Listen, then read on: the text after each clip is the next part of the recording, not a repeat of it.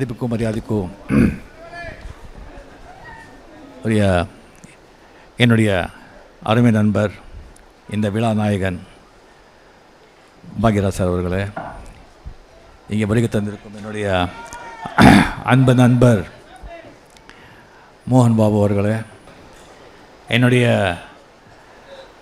அன்பு நண்பர் மதிப்புக்குரிய டிஆர் அவர்களே, கங்கை அமரன் அவர்களே, இங்கே வந்திருக்கும் பாக்யராஜ் சாருடைய ரசிக பெருமக்களே, மீடியா அனைவருக்கும் என்னுடைய மனமார்ந்த வணக்கம். இன்றைக்கி வந்து பாக்யராஜ் சாருடைய பர்த்டே.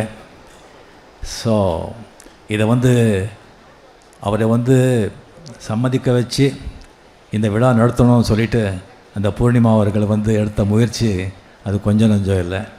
ஸோ முதல்ல என்கிட்ட சொன்னாங்க, நீங்கள் வந்தால் தான் அந்த விழா அப்படின்னு சொல்லிட்டு, நான் டெஃபினட்டாக நான் வரேன் அப்படி. அவருக்கு இல்லாத அது 50வது வருஷம் அப்படின்னு சொல்லும்போது நான் வந்திருக்கேன்.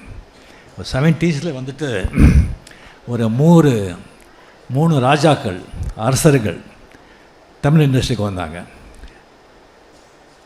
ஒன்று இளையராஜா, இன்னொன்று பாரதி ராஜா, இன்னொன்று பாக்யராஜா. இந்த 3 பேரும் ஒவ்வொரு துறையில் அரசர்கள் கொடி கட்டி பறந்தாங்கல்ல, இன்னும் பறந்துகிட்டு இருக்காங்க. அந்த கொடி, அவங்க கொடி இன்னும் பறந்துக்கிட்டு இருக்கு.